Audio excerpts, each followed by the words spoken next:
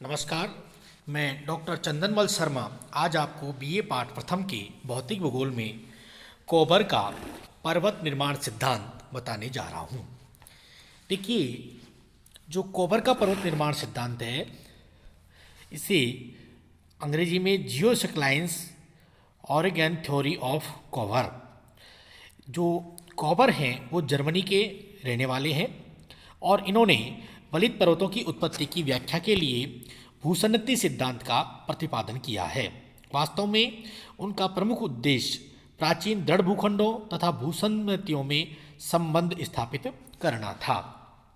अब हम बात करें भूसन्नति की, तो देखिए भूसन्नति क्या होती है।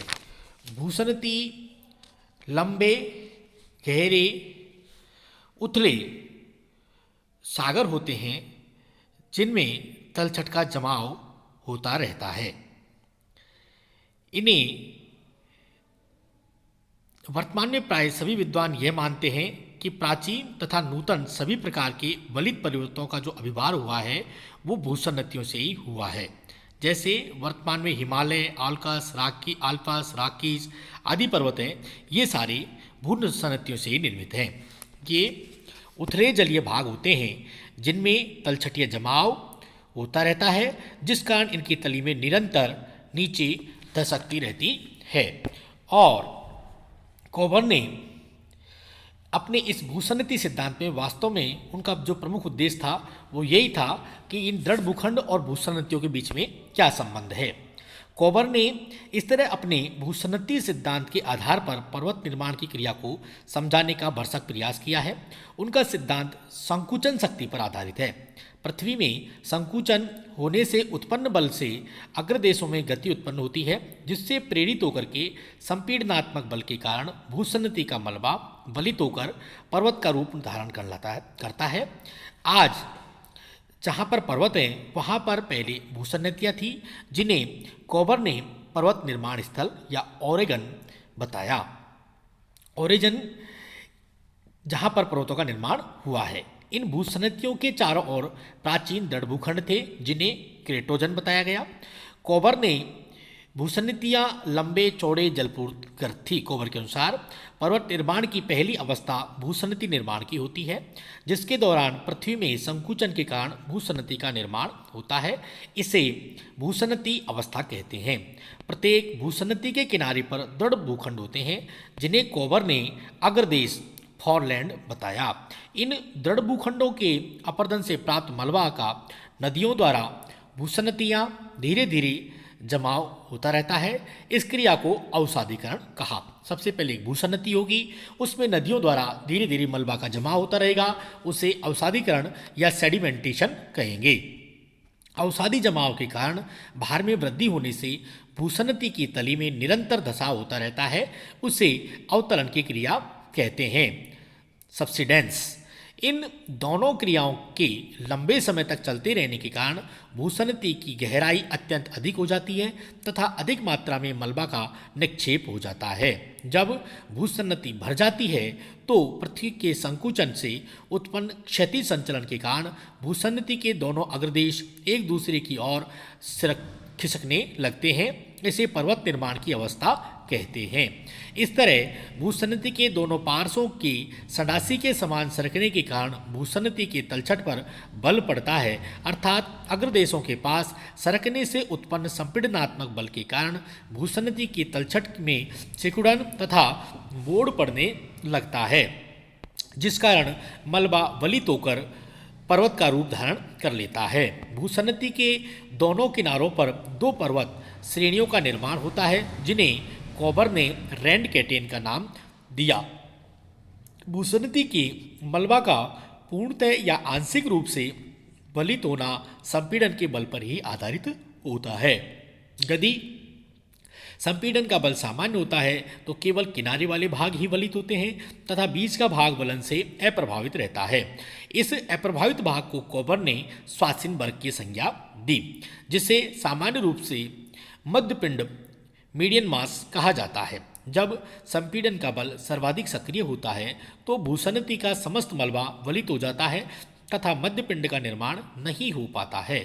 संपीड़न बल जितना ही अधिक तीव्र होगा, पर्वतीकरण की उतनी ही अधिक जटिलता आती है। कभी कभी वलन की ग्रीवा टूटकर दूसरे वलन पर चढ़ जाती है, जिस कारण ग्रीवा खंड का निर्माण होता है। कॉबर ने अपनी विशिष्ट मध्य पिंड के आधार पर विश्व में वलित पर्वतों की संरचना को स्पष्ट करने का प्रयास किया है। टेथीज भूसन्नति के उत्तर में यूरोप का स्थल भाग तथा दक्षिण अफ्रीका का दृढ़ भूखंड था। इन दोनों अग्रदेशों के आमने सामने सरकने के कारण अल्पाइन पर्वत श्रेणी श्रृंखला का निर्माण हुआ। अफ्रीका के उत्तर की ओर सरकने के कारण बेटिक कार्डिलेरा, पेरेनीज प्रोविंस श्रेणियाँ, मुख्य अल्पस, कारपेथियंस, बाल्कस पर्वत, कॉकेसस का निर्माण हुआ। इसके विपरीत यूरोपीय दृढ़ भूखंडों के दक्षिण की ओर खिसकने के कारण एटलस, एपिनाइन, डिनारिड, हेलेनाइट्स, टायराइड्स आदि पर्वतों का निर्माण हुआ। कार्पेथियन तथा दिनारिक अल्पस के मध्य वलन से अप्रभावित हंगरी का मैदान मध्य पिंड का सुंदर उदाहरण प्रस्तुत करता है।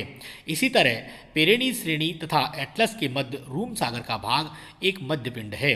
टारस तथा पॉन्टिक श्रेणियों के मध्य अनातोलिया का पठार, एल्ब्रुज एवं जॉग्रोस पर्वत के बीच ईरान का पठार, हिमालय तथा कुल्लून के बीच तिब्बत का पठार, पश्चिमी द्वीप समूह के पर्वत तथा मध्य अमेरिकी श्रेणी के बीच कैरिबियन सागर, वाशास श्रेणी तथा सिएरा नेवादा के मध्य बेसिन रेंज क्षेत्र, अमेरिका राज्य, संयुक्त राज्य अमेरिका आदि मध्य पिंड के उदाहरण हैं। इस तरह कोबर ने अपने सिद्धांत में मध्य पिंड की कल्पना करके पर्वतीकरण को उचित ढंग से समझाने का प्रयास किया है तथा मध्य पिंड की यह कल्पना कोबर के विशिष्ट पर्वत निर्माण स्थल की अच्छी तरह व्याख्या करती है।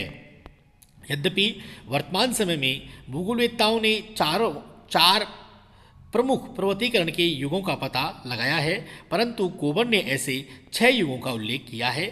इनमें 3 घटनाएं कैम्ब्रियन युग से पहले घटित हुई मानी गई तथा इसके विषय में बहुत कम ज्ञान है। 2 पर्वतीकरण का बीच का एक शांत काल होता है, जिस समय पर्वत निर्माण रुक जाता है। हिमालय के निर्माण के विषय में कोबर ने बताया कि पहले टेथी सागर था, उसके उत्तर में अंगारालैंड तथा दक्षिण में गोंडवानालैंड का अग्रदेश के रूप में थे। इयोसीन युग में दोनों आमने सामने सरकने लगे, जिस कारण टेथीज के दोनों किनारों पर तलछट में वलन पड़ने से उत्तर में कुल्लून पर्वत तथा दक्षिण में हिमालय पर्वत की उत्तरी श्रेणी का निर्माण हुआ। दोनों के बीच तिब्बत का पठार मध्य पिंड के रूप में बचा रहा। आगे चलकर मध्य हिमालय तथा लघु हिमालय श्रेणियों का भी निर्माण हो गया। अब इसकी कुछ आलोचना भी की है। देखिए, यद्यपि कोबर का भूसन्नति सिद्धांत पर्वत निर्माण से संबंधित कई तथ्यों को उचित उल्लेख करता है, तथापि कुछ स्थानों पर उसमें दोष पाए जाते हैं। अब देखिए क्या क्या दोष बताए गए हैं। कोबर द्वारा वर्णित पृथ्वी के संकुचन से उत्पन्न बल से पर्वत निर्माण को उपयुक्त नहीं माना है। पहला तो यही बताया है कि जो कोबर ने जो पृथ्वी के वर्णित जो संकुचन बल की बात करी है, उससे पर्वतों का निर्माण होना असंभव है। दूसरा, कोबर के अनुसार भूसन्नति के दोनों पार्श्व सरकते हैं, परंतु स्वेस ने बताया कि केवल एक ही पार्श्व सरकता है, जिसे इन्होंने पृष्ठ प्रदेश बैकलैंड कहा, तथा दूसरा पार्श्व अपनी जगह पर स्थित रहता है, जिसे इन्होंने अग्रदेश फोरलैंड कहा। हिमालय की उत्पत्ति के संबंध में स्वेस का मत अधिक सत्य लगता है, क्योंकि प्रायद्वीपीय भारत के स्थिर दृढ़ भूखंड का उत्तर में खिसकना तर्कसंगत नहीं है। अतः अब यह आलोचना मान्य नहीं है, क्योंकि जो प्लेट टेक्टोनिक सिद्धांत के आधार पर प्रायद्वीपीय भारत इंडियन प्लेट का उत्तर की ओर संचालन हुआ है, आज भी यह संचलन सक्रिय है। अर्थात जहां कोबर दोनों पार्श्वों की सरकने की बात करता है, स्वेस महोदय उनके स्थान पर केवल एक ही पार्श्व के सरकने की बात करते हैं। लेकिन जब प्लेट टेक्टोनिक सिद्धांत के आधार पर यह प्रमाणित हो गया कि कोई भी स्थल स्थिर नहीं है, क्योंकि संपूर्ण प्लेटों में गति पाई जाती है, तो ऐसी स्थिति में केवल एक पार्श्व का सरकना ये मान्य नहीं हो सकता है। नंबर 3, पूर्वी पश्चिमी फैले हुए पर्वतों जैसे आल्पस और हिमालय का तो स्पष्टीकरण हो जाता है, परंतु उत्तर और दक्षिण में जो फैले हुए पर्वत हैं उनका स्पष्टीकरण कोबर के सिद्धांत से नहीं हो पाता है। अर्थात पूर्व पश्चिम दिशा में जो पर्वत फैले हुए हैं उनका तो कोबर के सिद्धांत से पुष्टि होती है, लेकिन उत्तर से दक्षिण में जो फैले हैं उनके बारे में पुष्टि नहीं हो पाती है। इस प्रकार कोबर ने जो अपना संकुचन का सिद्धांत दिया वो आंशिक रूप से मान्य है, लेकिन पूर्ण रूप से इसे अभी स्वीकार नहीं किया गया है। आगे इसमें और खोज जारी है। धन्यवाद।